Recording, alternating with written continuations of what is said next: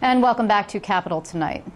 Since the 1970s, international trade has grown steadily, in the U.S. that is, and the globalization movement has had vast changes on New York State, but not all of them good. Our manufacturing sector has declined significantly, while wealth in New York City and the suburbs has shot up.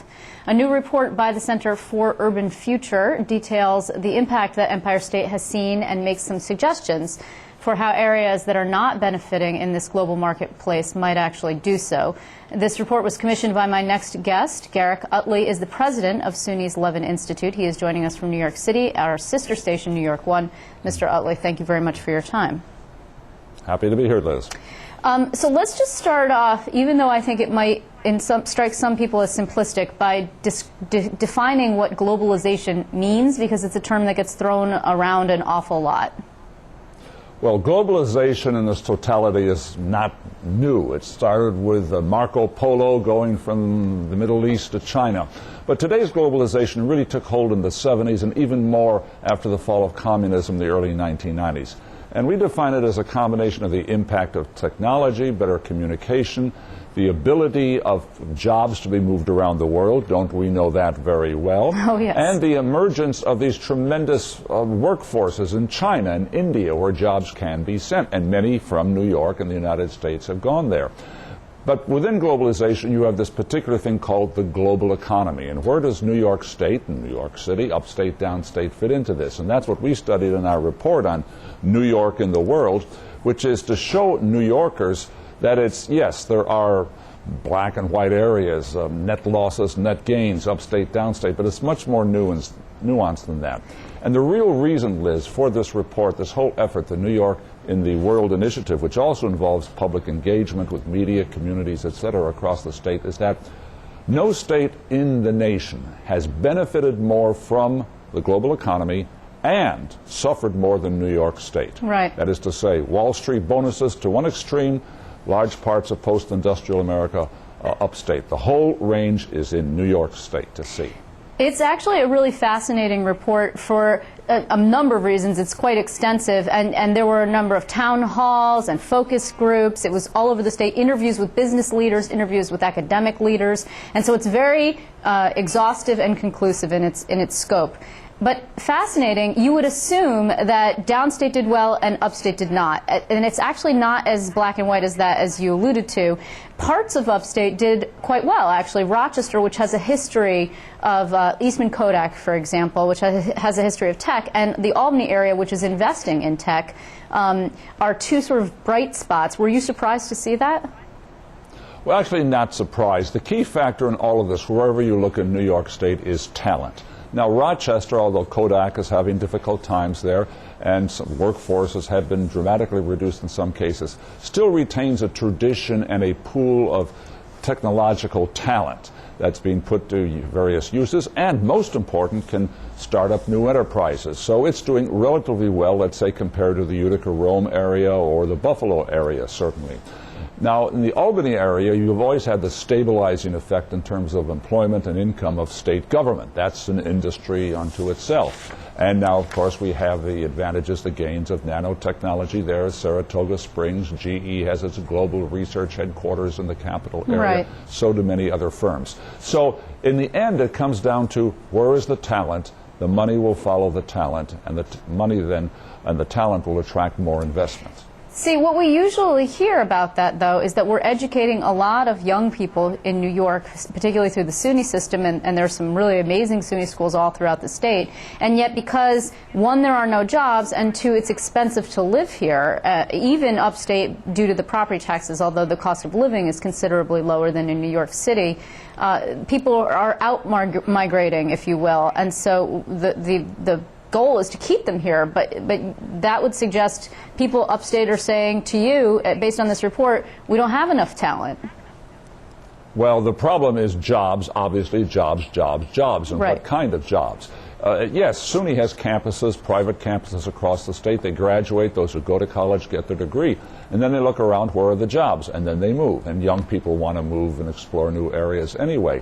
But we've seen, and what the report documents, is the migration from some areas of the state, particularly western New York. Buffalo has lost dramatically, but it's not the only one to lose a large portion of its population. Where do they go? Some go out of state, a lot come down to the New York metro area. What we're seeing here in New York really reflects what's happening in the nation and the world. There is a strong trend towards urbanization. And yes, there are urban centers upstate, major significant ones, but there's sort of a winner-take-all attitude, or as somebody once remarked, the marbles are tending to roll into one corner more and more. Big begets bigger. And the secret to New York City's success is not just the Wall Street. It is, all of this is based in other areas, law firms going global, architecture firms going global, media, fashion industry certainly, is the size, the breadth, and the depth of the talent pool that you find downstate. You simply can't have that, or don't have that size talent pool. It's nobody's fault in various other metro areas of the state. In part is because, I mean, and forgive me, Buffalo, I like Buffalo a lot, and I like Syracuse, and I like Rochester. I went to undergrad there, and it's a great city. Good. But it's not as sexy as New York City. It just isn't. True. Right? And Yes, no matter... always... Go ahead. Yes, first of all, there is attraction of New York City because of what it is, its history. If you can make it here, you can make it everywhere, all these old cliches. But the fact is there are opportunities. So it's the opportunity, the factor of the opportunity, plus all the amenities, let's say, that you get here that'll attract people, in particular the young people. So there's a push drive operating in many parts of upstate, saying, hey, the jobs aren't here, it's pushing me out. Right. There's the pull dynamic you get down here. Let me just cite one example of how this works, and let's forget Wall Street and all those bonuses. Look at fashion. Up to half a century ago, New York City had 24% of its employees in manufacturing in the private sector, in the garment industry. They were low-wage jobs, they were making dresses, sewing machines, and what have you. That went abroad. Today, New York City is a fashion capital. In merchandising, in marketing, in design, in fashion week. Totally reinvented itself. Why? Because there's an attraction to New York, but most important, you could get the talent here or attract the talent. Okay, so now we're moving into the what to do about this area, right? Yes. So that's an example of how the fashion industry coped in downstate in New York City. Your report suggests a number of things, actually. One is to encourage immigrants, which some upstate cities, I'm thinking of Schenectady, for example, Utica have done. Also to have more of a synergy between some of the higher education centers, the SUNY centers and elsewhere, and the community, using them as job stimulus. This is something that a number of governors have proposed, and this governor is also trying to do. Is it enough, and why hasn't it worked yet?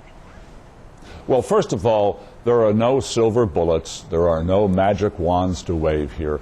No immediate solutions. We are in a deep hole, going through a very difficult transition. Americans are flexible. We will work our way through and around this. But we do not pretend to offer any instant solutions. Nobody has any instant solutions. We know that. So, what are some of the key factors? Well, you just touched on them, Liz. A, education. Not just the students going into the universities and training the talent for the knowledge economy, the higher skilled economy, but also students coming out of high school, and most important now, the community colleges, which are really extension of an education system beyond that high school degree. They're going to be critical in training students in the skills that are required today. There are skills much more sophisticated than when you came out a couple of decades ago and hoped to get a job in a steel mill. For example, take the Albany area. You have the Nanotech Center. Well, Hudson Valley Community College has whole programs training young people to work in the laboratories there. That's the kind of synergy you have to have. And yes, higher education has to play a leading role in helping the economic revitalization. And the Governor Cuomo obviously sees that and is working with SUNY. And also you see these regional economic councils that are being set up to try to get greater synergies and greater cooperation. All of this said, even if we're all doing the right things, it isn't going to happen tomorrow or next month or even next year. So what about the issue of hydrofracking, which of course is something that the Cuomo administration is also looking at? It's more sort of at the manufacturing end, if you will, or the industrial end of the spectrum, and it's not really focused on. Do you have an opinion on that? I don't really have expertise in hydrocracking. Obviously, and we did not get into the energy sector in this report per se, because that's a totally separate, highly technical area to get into. However, I would observe this. Assuming that there is real potential here, that the facts bear out the investment and the steps that should be taken, and that the environmental concerns are being met, obviously energy has to be at the top of the list of initiatives we are taking. Just one observation: go west, young man, as a New Yorker once said. Go to North Dakota. Well, North Dakota has probably more cows and cattle than people, and yet it has the lowest unemployment rate in the nation, because they are drilling for natural gas and oil and other energy sources there, and that's a big payoff for the state of North Dakota. Maybe something like that will happen here in New York State one day and help us get out of this hole. Mr. Utley, I want to thank you very much for joining us, and also I'd like to note that you can access this report online. It's downloadable, correct? People can go to your website and look for it. Yes, if you go to www.levin, L-E-V for Victor, I-N, levin.suny.edu, and then click on the heading for New York in the World, and you can get the whole thing right there. Yeah, it really is a very interesting read, and I suggest that everyone, or at least people who are interested in upstate and its revitalization, which I think is many of us who are watching at this moment, I suggest that you take a look at it. I want to thank you very much for joining us. It's really been a pleasure. My pleasure, Liz. Thank you.